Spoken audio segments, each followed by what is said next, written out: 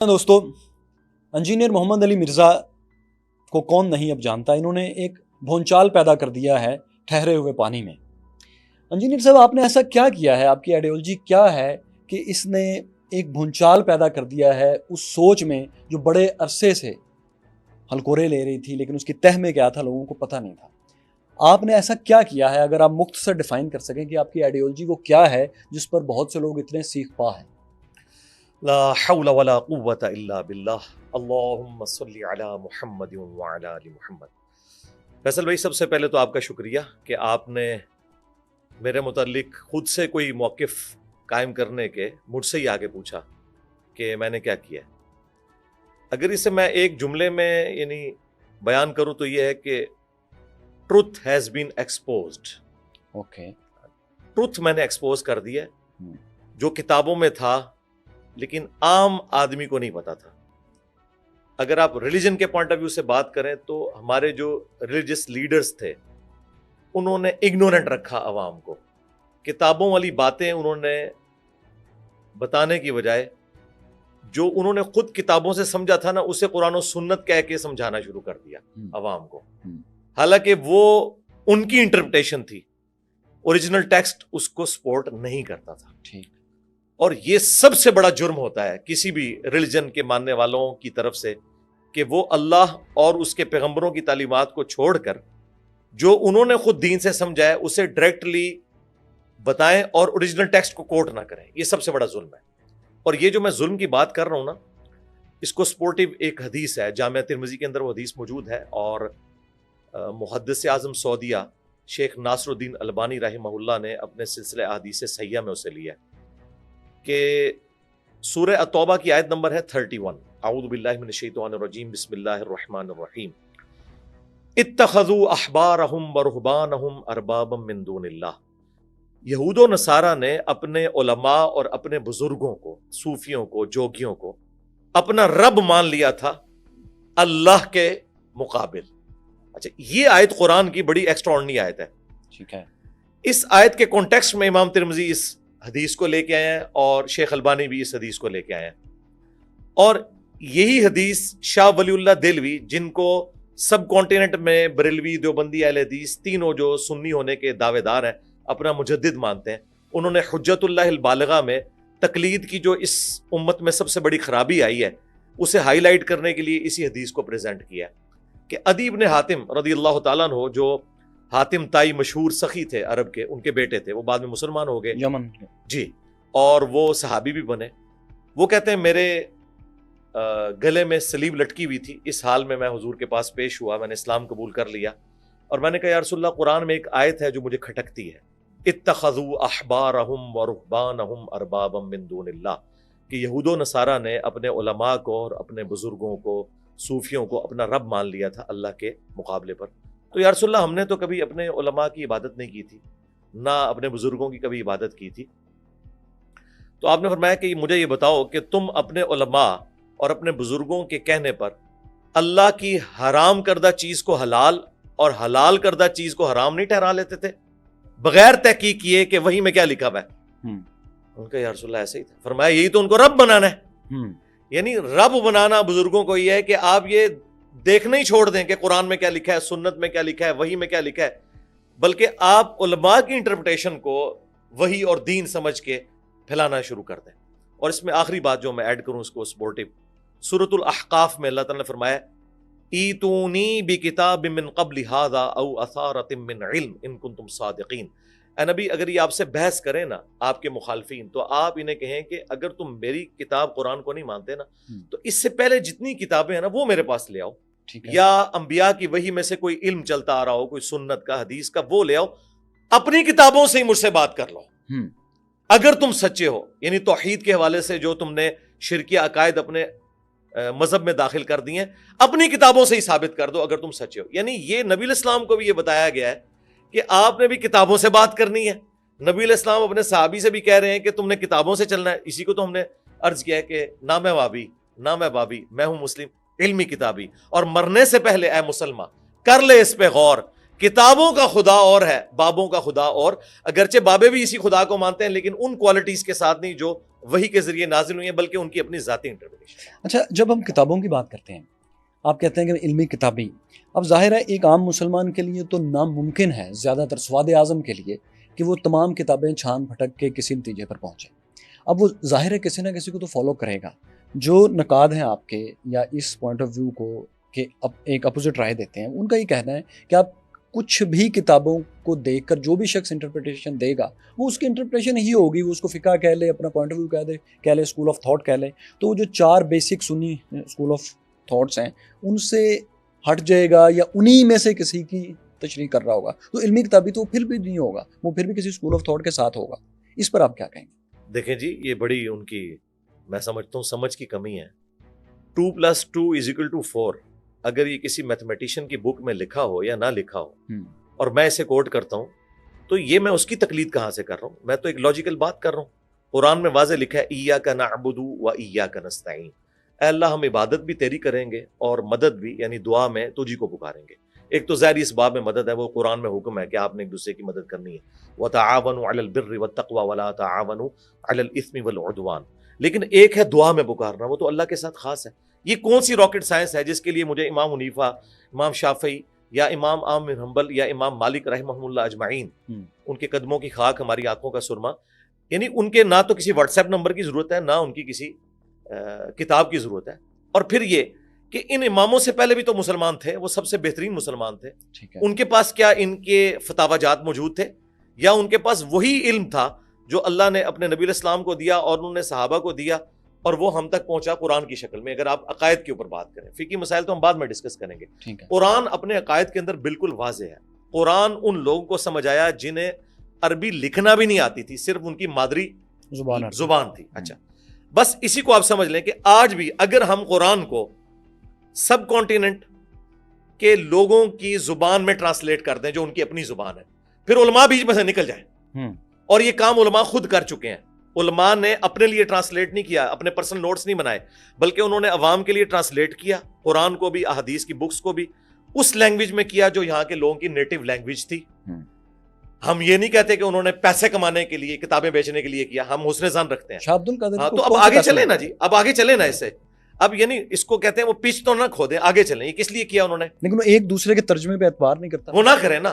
ہم کہتے ہیں کہ ہمارا مد مقابل جو بھی آئے گا نا، ہم اسے کہیں گے ہم تیرے بابے کا ترجمہ تجھے پیش کرتے ہیں. چھوڑ، to cut the story short, تیرا واسطہ ایک انجینئر سے پڑھا ہے، کسی جاہل سے نہیں پڑھا. میں تو بالکل سولوشن اینڈ پہ کھڑا ہوتا ہوں، پرابلم اینڈ پہ نہیں. تو بریلوی ہے، چھوڑ دے کسی نے کیا ترجمہ کیا، تو بتا تو کس کو مانتا ہے. جی میں حمزہ بریلوی کو. آ جا پھر پڑھ ترجمہ. ایاک نعبد و ایاک نستعین، اے اللہ تیری ہی عبادت کریں، تجھی سے مدد چاہیں. اعلیٰ حضرت نے اس کا پرفیکٹ ترجمہ کیا ہے. انہوں نے مستقبل اور حال کو دونوں کو کور کیا کیونکہ یہ مضارع کا صیغہ تھا. ویسے اس کا ترجمہ بنتا ہے ہم تیری ہی عبادت کرتے ہیں، تیری ہی عبادت کریں گے، تجھی سے مدد چاہتے ہیں، تجھی سے مدد چاہیں گے. عربی میں 2 ٹینس ہیں، فیوچر اور جو پریزنٹ، اس کو ایک ہی صیغہ کور کرتا ہے. اعلیٰ حضرت نے اس کو دعا بھی بنا دیا، 3 چیزیں سمو دی. اے اللہ ہم تیری ہی عبادت کریں، تجھی سے مدد چاہیں. اس کے بعد اعلیٰ حضرت احمد بریلوی صاحب اگر خود بابوں کو پکارتے رہے تو ہم کہیں گے کہ حضرت قرآن میں تو آپ نے یہ ترجمہ کیا ہوا تھا. ہم آپ کے ترجمے کو مانیں جو قرآن آپ نے ہماری نیٹو لینگویج میں کنورٹ کر دیا. اب آپ کو سمجھ آئے گی کہ صحابہ کرام کے اندر یہ بجلی کہاں سے آئی تھی کہ ان کی نیٹو لینگویج میں قرآن تھا، انہوں نے رومنز اور پرشینز کو الٹ کے رکھ دیا. اللہ کے فضل سے انہوں نے ہماری نیٹو لینگویج میں قرآن اور سنت کو کیا، ہم نے ان کے علم سے استفادہ کر کے بریلویت اور دیوبندیت کو الٹ دیا، وہابیت کو الٹ دیا، رافضیت کو الٹ دیا. اللہ کے اچھا مجھے یہ بتائیے کہ آپ کا جتنا بھی جب آپ کہتے ہیں علمی کتابیں، تو اس سے مراد آپ کی صحیح ستہ ہے، قرآن پاک ہے، یا اس کے علاوہ کوئی تفسیر بھی ہے جو سب سے پہلے لکھی گئی، ان سے بھی آپ کی مراد ہے، یا صرف صحیح ستہ اور قرآن پاک کی آپ بات؟ دیکھیں اس چیز کو پہلے آپ کلیئر کر لیں کہ میں نے آج تک کوئی ایسا نظریہ لانچ نہیں کیا جو مجھ سے پہلے اس پلانٹ ارتھ پہ مسلمانوں کا عقیدہ نہ ہو. بالکل ٹھیک ہے. تو مجھ پہ یہ اعتراض ختم ہو گیا، یہ دین کی اپنی انٹرپریٹیشن کر رہا ہے، یہ اتنا جھوٹ بول رہے ہیں. ان کو میں نے چیلنج دیا، آج تک کوئی بندہ سامنے نہیں آیا جو میرا یہ چیلنج قبول کرے کہ میں نے کہا میرا ایک نظریہ جو مجھ سے پہلے پلانٹ ارتھ پہ مسلمان نہ مانتے ہوں. ہاں یہ ضرور ہو سکتا ہے کہ میرا کوئی ایک نظریہ ایسا ہوگا جسے ایک فرقہ مانتا ہوگا، دوسرا اس کا ڈینائل کرتا ہوگا، تو اس جرم میں میں اکیلا تو شریک نہیں ہوں. اگر میں رفع الیدین پہ زور دیتا ہوں تو کیا دنیا میں شافعی, مالکی, حنبلی, 3 اسکول آف تھاٹ, اور اہل تشیع, چاروں کیا رفع الیدین نہیں کرتے, اور 5واں آپ وہابیوں کو بھی, اہل حدیث کو بھی شامل کر لیں, تو مجھے کیوں سنگل آؤٹ کر رہے ہیں؟ اچھا, اسی طریقے سے اگر میں جنگ جمل صفین نہروان کے حوالے سے ایک سٹانس رکھتا ہوں, تو کیا اہل سنت کا مشترکہ سٹانس نہیں ہے کہ سیدنا علی حق پہ تھے, مخالفین جو ہیں وہ اجتہادی خطا پہ تھے؟ اس میں اختلاف ہے کہ وہ اجتہادی خطا تھی یا کوئی اور خطا تھی, لیکن حضرت علی کے حق کے اوپر ہونے پر کیا میرا ہی صرف نظریہ ہے, سنیوں کا نہیں ہے؟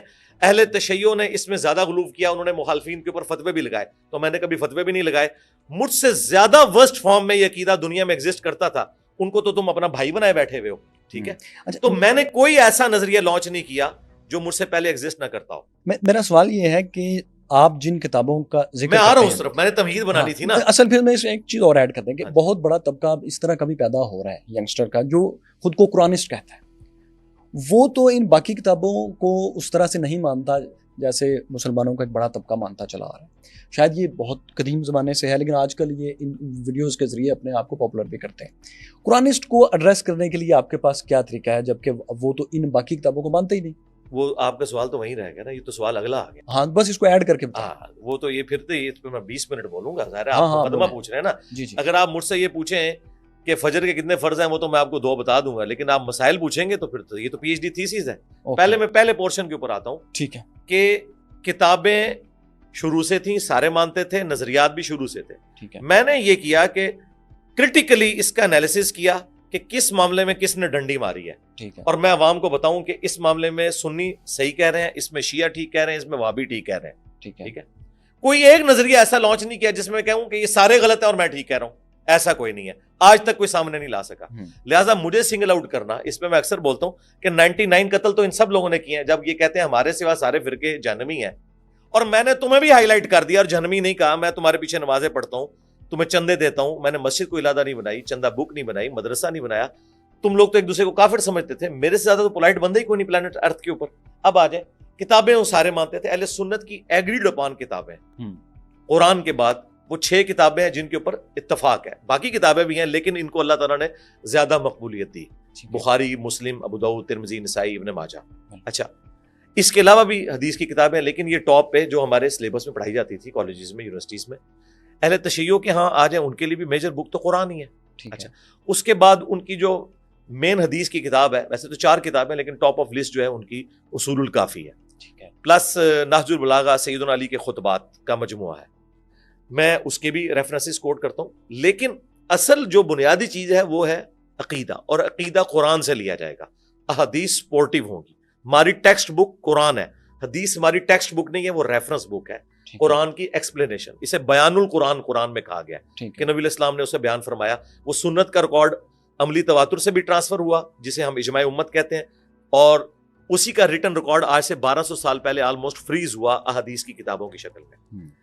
اب آ جائیں جو آپ کہہ رہے ہیں, جو لوگ صرف کہتے ہیں ہم قرآنی ہیں, بھائی یہ جو اپنے آپ کو قرآنی کہہ رہے ہیں یہ قرآن کو بھی نہیں مانتے. ہم یہ کہتے ہیں قرآن کی جو انہوں نے انٹرپریٹیشن غلط کی ہے, قرآن کے منہ میں جو انہوں نے اپنا لقمہ ڈالا ہے, میں ان کو منکرین قرآن کہتا ہوں, یہ منکرین حدیث نہیں ہے. اچھا, مثلا غلام پرویز کو آپ لے لیں, قرآن کی واضح جو عربی لنگوسٹک کے اندر گفتگو تھی معجزات کی, عیسیٰ ابن مریم کا بغیر باپ کے پیدا ہونا, موسیٰ علیہ السلام کا اژدہا بنانا اس لاٹھی کو پھینک کے, ان سب کی وہ انٹرپریٹیشن کرتے ہیں غلط طریقے سے, اور اتنے برے طریقے سے کرتے ہیں کیونکہ انہوں نے ایک اپنا دماغ بنا لیا کہ میں نے معجزات کو نہیں ماننا. ان کا سب سے بیسٹ رد غلام احمد پرویز کا جاوید احمد غامدی صاحب نے کیا. ایک لیکچر ہے انہوں نے, فکر پرویز کی خرابی, وہ زبردست, ان کا 1989 کا لیکچر ہے, کمال. انہوں نے ان کا قول و فعل کا تضاد اور ان کی جو ڈاکٹرن کا تضاد ہے وہ انہوں نے ہائی لائٹ کیا ہے کہ کسی جگہ وہ واضح چیز کی کتنی غلط انٹرپریٹیشن کرتے ہیں, اور کہاں پر جا کے وہ اس طرح کی ویسی چیز کو اس طریقے سے ایکسیپٹ کر لیتے ہیں. تو یہ جو آپ کہہ رہے ہیں نا قرآنسٹ, یہ مکتب فکر کبھی بھی مسلمانوں میں نہیں رہا. یہ رہا ہے کہ جزوی طور پر کسی حدیث کا کسی نے انکار کیا ہو, وہ آج بھی لوگ کر رہے ہیں. حنفی جو ہیں وہ بخاری مسلم کو قرآن کے بعد افضل تو مانتے ہیں, لیکن کئی حدیث کا انکار کر دیتے ہیں ڈھکے چھپے الفاظ میں, بعض کا واضح آ کے. اس طرح کا جو پک اینڈ چوز ہے وہ شروع سے رہا ہے, لیکن کیٹاگوریکلی سنت کا انکار کرنا, حدیث کا انکار کرنا, یہ مسلمانوں میں کبھی کوئی فرقہ نہیں رہا.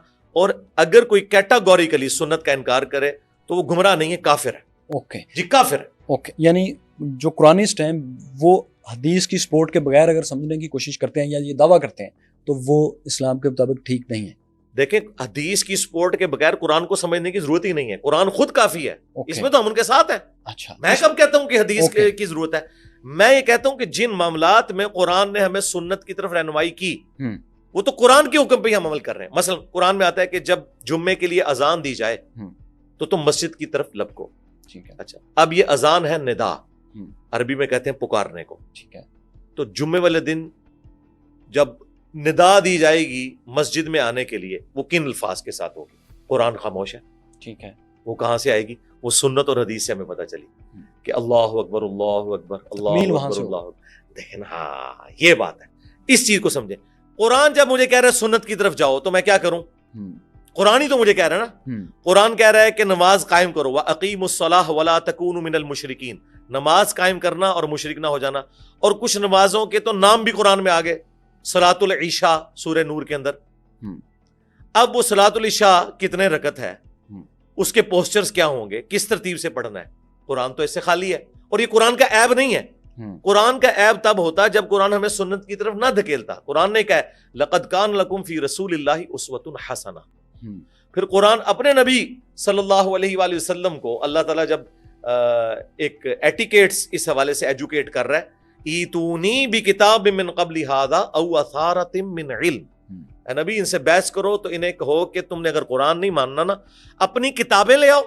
او اثارۃ من علم، یا علم کے آثار. ہم یہ پوچھتے ہیں الہامی کتابوں کے پیرلر آثار علم کے وہ کیا ہے؟ کتاب کافی تھا، وہ وہی ہے جسے ہم سنت کہتے ہیں، حدیث کہتے ہیں. لہٰذا سنت اور حدیث کا انکاری گمراہ نہیں ہے. میں کیٹاگوریکلی آپ کے کیمرے میں کہہ رہا ہوں وہ کافر ہے. اوکے.